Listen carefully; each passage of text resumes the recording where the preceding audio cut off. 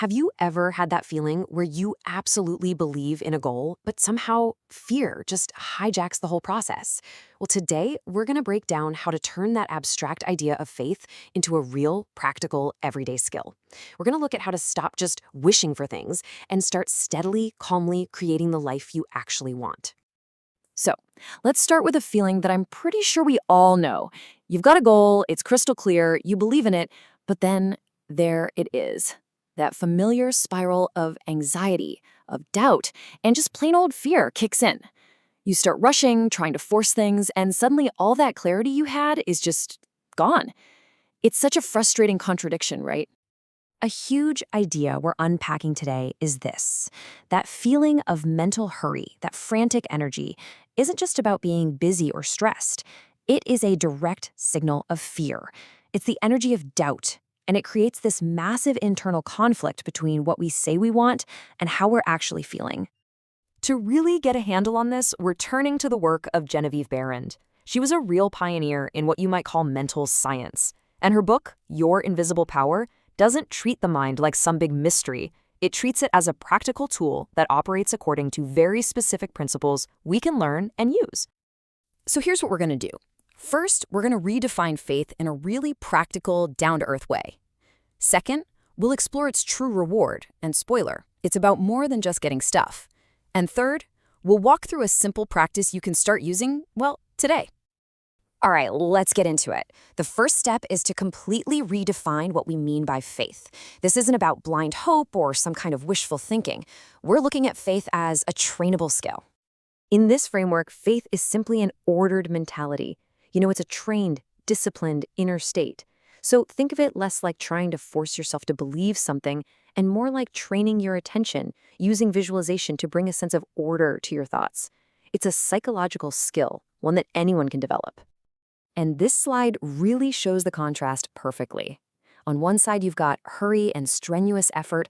That stuff is always rooted in fear and doubt, and it just leads to scattered, chaotic results. But on the other side, you have an ordered mentality and a steady will.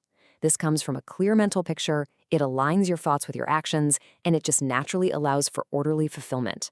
There's an old saying Behrend used, order is heaven's first law. So, what's the real payoff for doing this work, for cultivating this ordered mind? It's actually not just about achieving the external goal. It's about totally transforming your internal state. The biggest reward is getting rid of that self-sabotaging contradiction we talked about at the beginning. You see, when your inner mental picture and your outer actions are finally aligned, that internal battle just stops. You're no longer saying you want one thing while all your energy is being consumed by fearing the exact opposite. And what this alignment creates is a state of flow. It creates persistence, but without all that strenuous, forced effort. Your actions become steady, they feel purposeful, because they're flowing directly from a clear, calm internal blueprint, instead of being pushed around by anxiety. Okay, so you might be wondering, how does this calm, ordered internal state actually connect to the world around you? I mean, how does it produce real-world results? Behrend's central idea here is that your mind isn't some isolated island, totally separate from everything else. She calls it a center of operation. What that means is your mind is a point through which a much larger creative process works. It's more like a conduit than just a container for thoughts. So, when you hold a steady and clear mental picture, you start to perceive the raw materials needed to create it. You'll begin to notice brand new ideas popping into your head. You'll get these little intuitive prompts to take a specific action. Unexpected opportunities will seem to appear out of nowhere, and the right people and resources just show up. Your ordered mind allows you to finally recognize the signals. And this quote just connects the inner and outer worlds perfectly. Faith isn't passive. It's not about sitting on the couch and just thinking.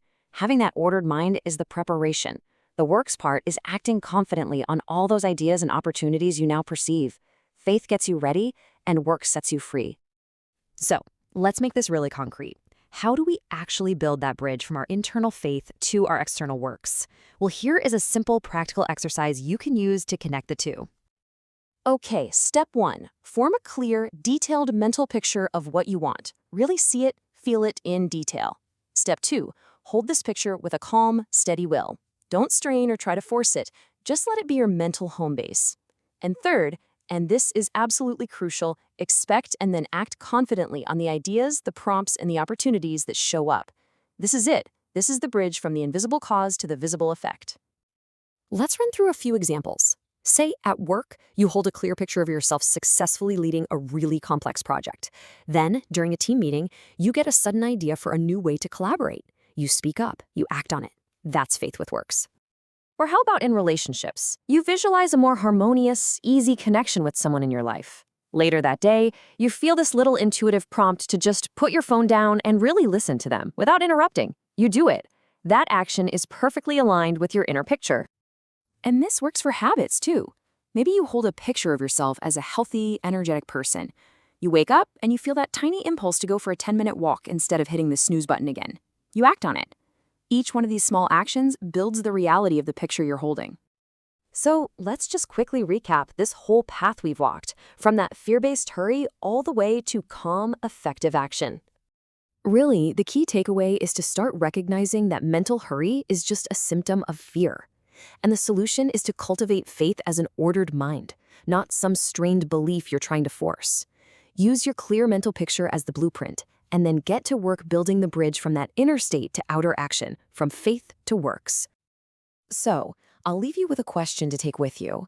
What is one small, steady action you can take this week that aligns with an inner picture you hold? Really think about it, and then go do it. Thanks so much for joining me for this one. If you want to keep exploring these ideas, you can find the entire series in our playlist.